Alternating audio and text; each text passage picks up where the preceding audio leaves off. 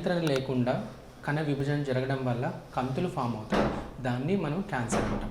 ఈ నియంత్రణ ఎందుకు కోల్పోతుంది అంటే జెనెటిక్ మ్యుటేషన్స్, జీన్ మ్యుటేషన్స్ జరగడం వల్ల ఈ కణ విభజన మీద నియంత్రణ కోల్పోవడం వల్ల కంతులు మనకి ఫామ్ అవుతాయి. సో ఆ కంతులు ఎక్కడైనా ఫామ్ అవ్వచ్చు. సో జీన్స్ అనేది మనకి ఒక సెల్ అనేది ఏంటంటే సెల్ మధ్య భాగంలో మనకి న్యూక్లియస్ అనేది ఉంటుందన్నమాట.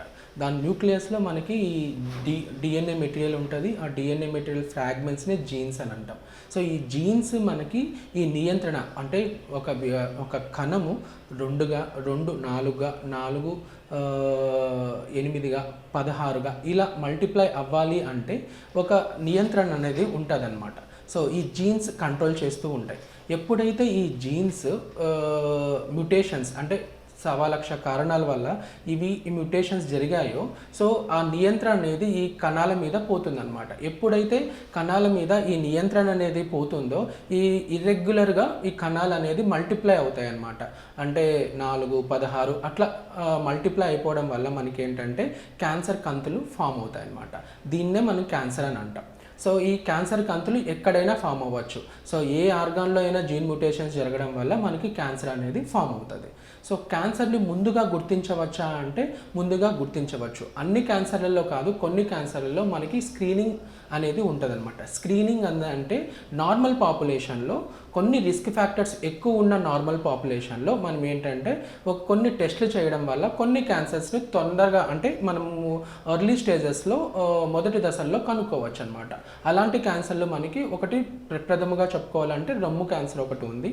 దాని తర్వాత సర్వైకల్ క్యాన్సర్ అంటే గర్భాశయ ముఖద్వార క్యాన్సర్ అనే క్యాన్సర్కి, పెద్ద పేగు క్యాన్సర్ కోలోరెక్టల్ క్యాన్సర్స్కి. సో వీటికి మనకి మెయిన్గా ఏంటంటే క్యాన్సర్ స్క్రీనింగ్ టెస్ట్లు అవైలబుల్ ఉన్నాయన్నమాట. సో ఇప్పుడు బ్రెస్ట్ క్యాన్సర్ తీసుకుంటే మనకి ఏంటంటే సో 40 ఇయర్స్ అంటే 40 ఏళ్ళు దాటిన ప్రతి ఒక్క మహిళకు మనం ఖచ్చితంగా ఒక సింపుల్ ఎక్స్రేస్ అంటే ఒక ఎక్స్రే మ్యామోగ్రఫీ అని అంటాం అనమాట. ఈ ఎక్స్రేని 2 రొమ్ములకి చేసుకోమని చెప్తాం ప్రతి ఇయర్కి ఒక్కసారి 40 ఏళ్ళు దాటిన మహిళలకు. సో అప్ టు 75 ఇయర్స్ వరకు కూడా మనం చేసుకోవచ్చు అనమాట.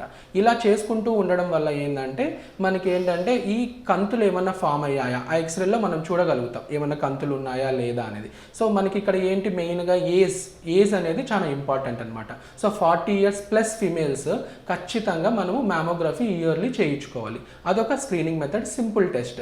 అలాగే రెండోది ఏంటంటే గర్భాశయ ముఖద్వార క్యాన్సర్. సో గర్భాశయ ముఖద్వార క్యాన్సర్ అంటే uterine cervix cancer. So uterine cervix క్యాన్సర్లో మనం ఏం చేస్తాము, సింపుల్గా ప్యాప్స్మేర్ అనేది ఒకటి టెస్ట్ ఉంటుంది. సో ఈ టెస్ట్ మనము 21 ఇయర్స్ ఫీమేల్స్, సో ఎవరైతే 21 ఏళ్ళు దాటారో వాళ్ళకందరికీ ఈ ప్యాప్స్మేర్ టెస్ట్లు ఎవ్రీ 3 ఇయర్స్కి ఒకసారి చేస్తామన్నమాట.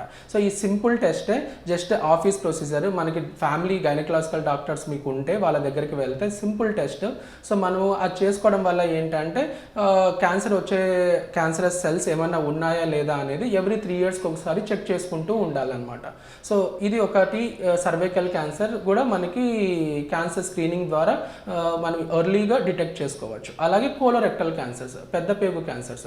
సో ఈ పెద్ద పేగు క్యాన్సర్స్ కూడా మనం సింపుల్గా సో 50+ దాటిన మహిళలు లేకోకుంటే మగవాళ్ళు ఎవరైనా కానీ మనకి ఏంటంటే సింపుల్గా ఒక మలంని టెస్ట్కి పంపిస్తే ఆ మలంలో బ్లడ్ ఏమన్నా ఉందా లేకుంటే నేను ఇంతాక చెప్పాను కదా డిఎన్ఏ మెటీరియల్, అలాంటి డిఎన్ఏ మెటీరియల్ ఏమన్నా ఉందా అనే దాన్ని చూసుకొని ఇయర్కి ఒకసారి మనము ఆ టెస్ట్ చేయించుకుంటుంటే మనకి ఏంటంటే ఎర్లీగా కోలోరెక్టల్ ఛాన్సెస్ ఉన్నాయా లేదా అనేది ఆ టెస్ట్ల ద్వారా మనకి తెలుస్తుంది అనమాట.